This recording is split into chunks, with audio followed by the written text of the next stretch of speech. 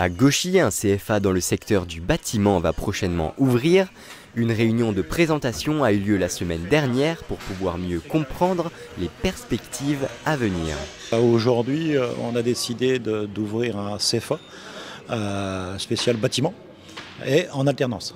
C'est-à-dire que ça va s'adresser à un public de 16 à 29 ans, voire plus s'il y a une reconnaissance de travailleurs handicapés. Donc l'alternance se fera à raison d'une semaine en centre, pour la partie théorie, apprentissage, et ensuite 3 semaines en entreprise. Et tout ça pour une durée de 18 mois. Ils vont apprendre à poser du placo, à faire des enduits, de la peinture, de la fibre, du sol souple, du parquet, du carrelage. Il y a une partie aussi électricité. Alors, ce ne sera pas des électriciens, proprement dit, attention. Mais voilà, apprendre à monter des va-et-vient, des prises, des néons, enfin réparer une ampe, voilà. Et aussi une partie sanitaire. Donc pareil, avec travailler le PER, apprendre à souder, mais aussi derrière mettre des lavabos, des douches, des bacs à douche, robinetterie, savoir démonter, monter un siphon. On vient juste de démarrer là, lundi un titre professionnel maçon. Où là, pareil, donc ils sont là tous les jours. Par contre, il y a 2 fois 3 semaines de stage en entreprise.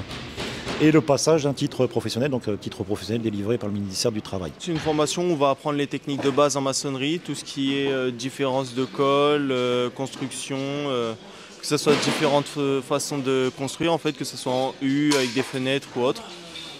Et l'objectif final, en fait, c'est de pouvoir être perfectionné au maximum, en fait, dans le métier du maçon, et puis pouvoir intégrer, en fait, une entreprise et puis avoir déjà des bases et des connaissances avant d'être directement dans une entreprise. La maçonnerie, c'est quelque chose qui m'intéresse beaucoup parce que c'est quelque chose, quand on travaille, en fait, on voit ce qu'on fait et puis en fait, on peut aider à développer un petit peu l'architecture de Saint-Quentin, en fait, en construisant soit des maisons ou autre. Le fait de voir ce qu'on fait au fur et à mesure, en fait, et qu'on voit qu'on ne travaille pas pour rien, c'est vraiment ce qui m'intéresse le plus.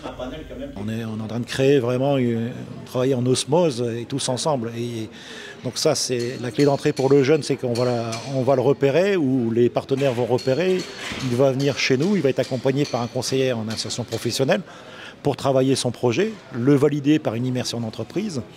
Si ça convient, si ça lui plaît, il va aller voir une autre collègue chargée de relations entreprises qui, elle, va l'aider à trouver l'entreprise. Ou si on a des entreprises, effectivement, ça sera beaucoup plus simple. Ce jeune fera une nouvelle immersion dans l'entreprise qui est partante pour prendre un apprenti. Et donc là, après, c'est si ça match entre les deux. D'une part, ça permet aux jeunes de voir l'entreprise dans laquelle ils pourraient éventuellement travailler, mais ça permet aussi à l'entreprise de voir le jeune qu'elle voudrait accueillir, voir si ça match. À partir de là, si ça match, effectivement, il y a un contrat de travail. Et pour les artisans aussi, on va leur enlever une épine du pied, puisqu'on s'occupe aussi de toute la partie administrative. C'est-à-dire que là, c'est du clé en main pour eux. On sait très bien que les petits artisans n'ont pas forcément un service RH, des secrétaires.